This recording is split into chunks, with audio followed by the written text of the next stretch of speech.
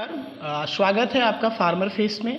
और आज हम आपको दिखाने जा रहे हैं जैविक आलू, जो खेती हम लोग नियमित कराते आ रहे हैं और बार बार किसान भाइयों से कहते हैं कि जैविक आलू की खेती करें। उसमें आपको कई तरीके के फ़ायदे देखने को मिलते हैं। उसका एक छोटा सा नमूना आज हम लोग आपको दिखा पा रहे हैं। आज से 30 दिन पूर्व हमने दनगराहा के अंदर में श्रीमती सोजा जी के खेत पे हमने दूसरी साल हमारी है जहाँ ऑर्गेनिक आलू का हम 1 हेक्टेयर खेत में हमने आलू लगाया है। और उस आलू के परिणाम अभी आपके सामने हैं, मैं अभी आपको दिखाऊंगा।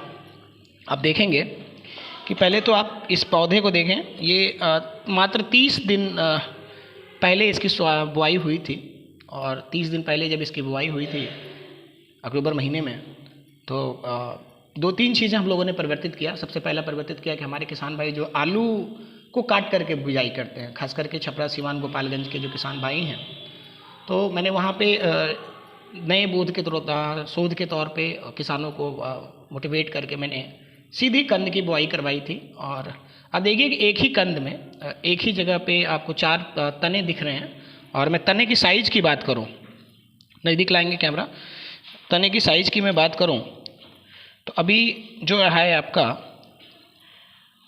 तना की मैं बात करूं तो तना का साइज़ जो है इस समय 35 सेंटीमीटर 35 सेंटीमीटर का तना है। 1 महीने के अंदर में, मतलब जमाव से बुआई के दिन से लेकर आज तक में पूरे 1 महीने के अंदर में आपको जो 35 सेंटीमीटर का तना डेवलप हुआ। और तने के अंदर में पत्तियों की बात करूं तो आप देख पाएंगे पत्तियों के अंदर में एक तने के अंदर में मैं पत्तियों की क्वालिटी की बात करूँ तो आप ये कैमरा को जरा नज़दीक करके दिखाएं कि पत्तियों काफ़ी हेल्थी हैं और तने भी काफ़ी हेल्थी हैं। और स्पेशली जो कंद बनाने में सहायक होते हैं, रूट्स जो पौधे को पोषण देते हैं, तो आप रूट्स की क्वालिटी भी देखेंगे कितना हेल्थी है। चूँकि इसको मैंने धुला है ताकि मैं दिखा सकूँ कि कितना हेल्थी रूट है और बिना किसी प्रॉब्लम के, बिना किसी बीमारी के।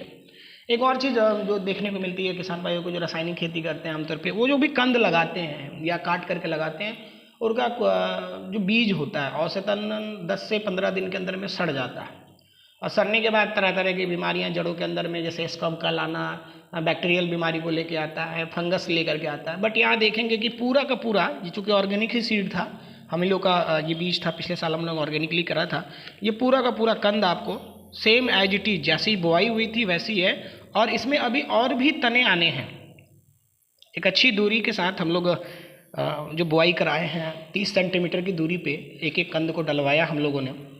और अब देखेंगे कि 30 सेंटीमीटर के अंदर में औसतन एक आलू में से 4 से 5 तने बन रहे हैं। अभी मैं उस खेत का भी वीडियो मैं शेयर करूँगा। तो आप सभी को मैं और पुनः बताना चाहूँगा कि आलू की खेती के लिए अगर हम जैविक पद्धति अपनाते हैं, जैविक तरीका अपनाते हैं, तो काफ़ी कम समय में अधिक उत्पादन भी हमें मिलता है, स्वस्थ उत्पादन भी मिलता है, बीमारी भी कम होती है।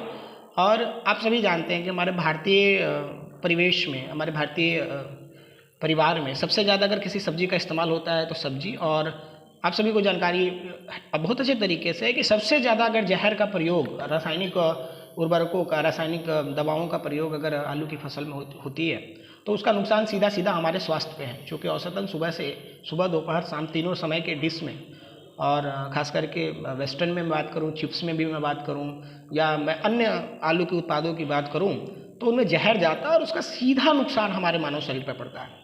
तो आइए, मैं एक अपील करते हैं कि आइए फार्मर फेस के साथ जुड़ करके जैविक खेती करें, जैविक आलू की खेती करें और जो सर्वाधिक हमारी थाली में जहर है उस जहर को बाहर करें।